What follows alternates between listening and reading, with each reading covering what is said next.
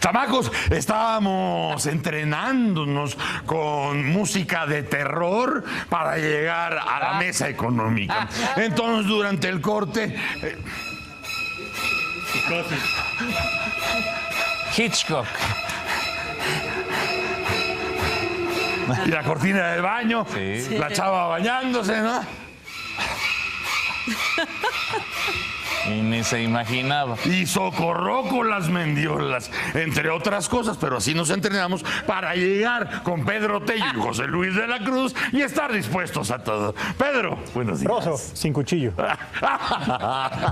José Luis de la Cruz, qué bueno que dijiste ese cuchillo, porque si dices sin puñal, nos quedamos solos. Válgame. Sin cuchillo. Sin cuchillo, sin cuchillo.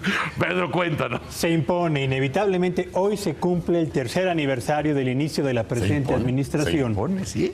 Y yo creo que es inevitable hacer un corte de caja para evaluar las ofertas de campaña, lo prometido en el discurso de toma de posesión, los múltiples decálogos que a lo largo de 3 años el presidente de la República ha lanzado a la sociedad, lo mismo en materia política, económica, social y de seguridad, y desde luego y de manera muy especial lo que constituye el reporte o la radiografía de los resultados obtenidos. ¿Estás dispuesto a hacer ese inventario? En la medida de lo posible y con el poco tiempo disponible, sí, hay que hacerlo, yo creo.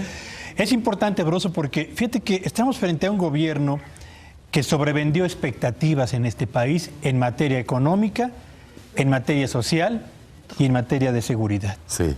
Un año sí y el otro también, había la certeza, por lo menos en el discurso gubernamental, de que México iba a acelerar el paso aprobando las reformas económicas, de que el cambio en la estrategia de seguridad, dando mayor peso a la inteligencia, iba a permitir que se restableciera el control en la materia y que en lo que concierne a la calidad de vida de los hogares, bueno, pues la mayor generación de empleos y el lanzamiento de toda una estrategia en política social iba a mejorar la condición y la calidad de vida de las familias mexicanas.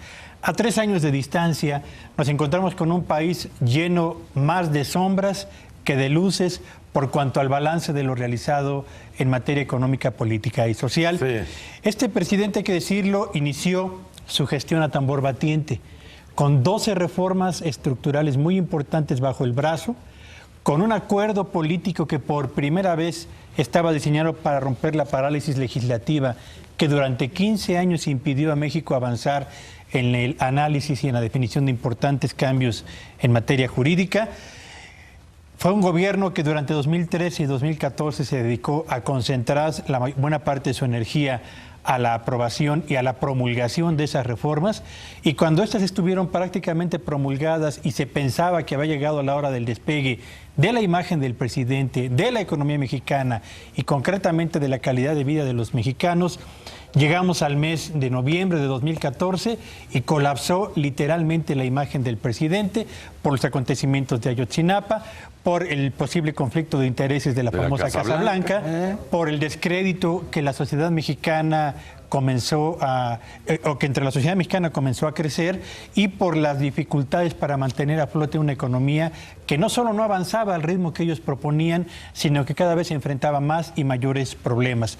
Hoy, a 3 años de distancia, tenemos un gobierno que no atina por el camino para restablecer el orden en el manejo de la actividad económica, que ha concentrado su esfuerzo en mantener bajo control la inflación, mantener equilibradas las finanzas públicas, pero que no ha logrado dar a la propia actividad industrial, a la propia actividad agropecuaria, a los pequeños productores, a los hogares y a los trabajadores, oportunidades de mejoría que le permitan a este país, primero, mejorar sus capacidades de crecimiento y 2, hacer realidad esa expectativa con la que llegó este presidente a la primera magistratura al señalar que había un compromiso para impulsar un México en progreso.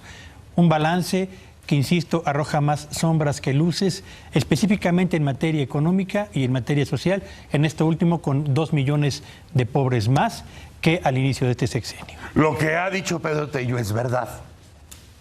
Todo lo que ha dicho es...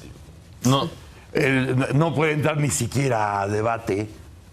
Y hablas de esta sobreestimación o la sobreconfianza que se tuvo a las reformas estructurales de hondo calado, pero también es cierto que tuvieron una oportunidad que subestimaron como aquella oportunidad que tuvo Fox en su momento. Ya en retrospectiva ya nos explicamos por qué, pero la misma oportunidad de irse hacia la infraestructura y no subestimar los problemas que ya existían. En vez de tomar a ese toro por los cuernos, quisiste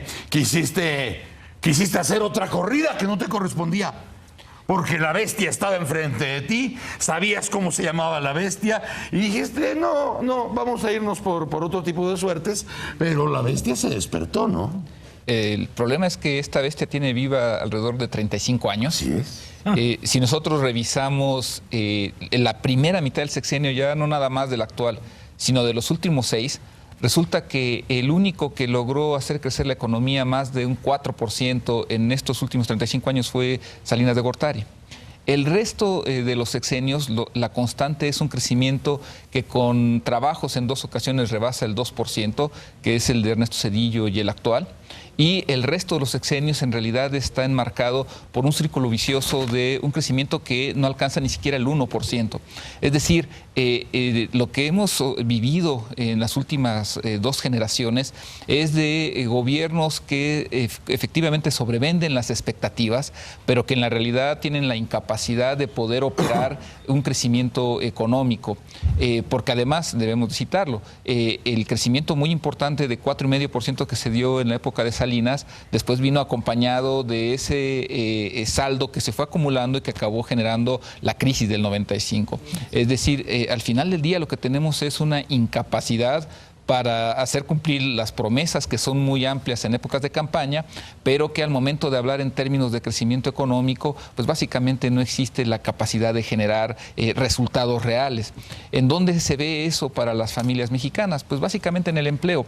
Si nosotros observamos las tasas de desocupación del actual sexenio, que está ahorita en promedio en 4,7% en lo que va de la administración, pues lo que vemos es que es la más elevada, salvo en la época de Ernesto Zedillo, de los últimos 5 sexenios. Tendríamos que remontarnos nuevamente a la administración de Salinas de Gortari o de Vicente Fox para ver tasas de desocupación menores al 3%. ¿Esto de qué nos habla? De que efectivamente esos bajos crecimientos económicos lo que acaban generando son escasas oportunidades de empleo, pero que además en esta administración eso se va exacerbando porque lo que se genera de ocupación es ocupación precaria. Si nosotros nuevamente tomamos como referencia una de las reformas, la que se gestó entre la transición de Felipe Calderón y de el presidente Peña Nieto, lo que vamos a ver es de que entre que se aprobó la reforma, que fue hace justamente 3 años, y que se promulgó también a estas alturas, básicamente lo que tenemos es 2,100,000 empleos más de gente que cuando mucho gana 2 salarios mínimos y una desaparición de más de 850,000 empleos de personas que ganan más de 3 salarios mínimos.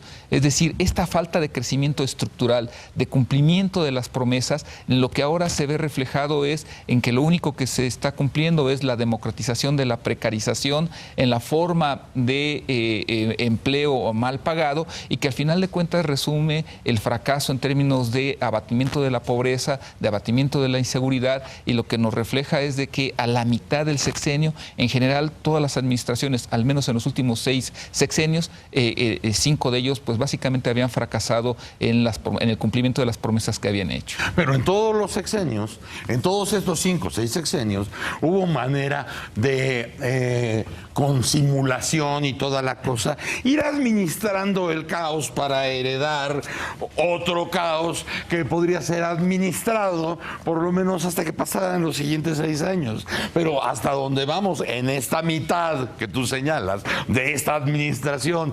¿alcanzará para administrar el caos? Porque a lo mejor ya no se puede. Fíjate, qué interesante lo que comentas, Broso. El sexenio de Zedillo, el de Fox y el de Felipe Calderón tuvieron una constante, arrancaron su primera mitad en medio de problemas económicos muy serios. La crisis heredada por el salinismo Zedillo, el impacto de la caída de las Torres Gemelas Vicente Fox y la crisis inmobiliaria en el caso de Felipe Calderón. Ahora es cuando va a empezar realmente la crisis en México, porque el colapso en el precio del petróleo y el impacto que esto tiene sobre las finanzas públicas hará mucho más estrecha la capacidad del gobierno federal para hacer frente a los requerimientos de gasto público en la segunda mitad de la presente administración. Así que yo veo un gobierno que perdió, como bien lo ha señalado, su capital político en la primera mitad y con un margen de maniobra muy estrecho para la segunda parte de la presente administración. O sea, que esto, muchachos, apenas se empieza a poner bueno.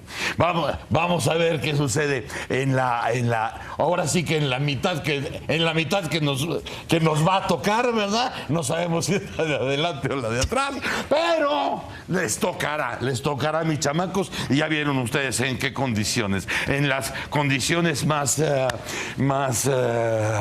en las condiciones mínimas con las que se puede simular o administrar el caos. Muchas gracias, Pedro. Rosa, muy buenos días. Muchas gracias, José Luis. Muy buen día. Ay, nanita. Gracias, señora. Gracias, un placer, buen día. Doctor, muchas gracias. Gracias a ustedes, excelente. Chamacos, mañana a las 6:30 estaremos sin remedio con ustedes por Foro TV. Si tienen tele, ahí se ven.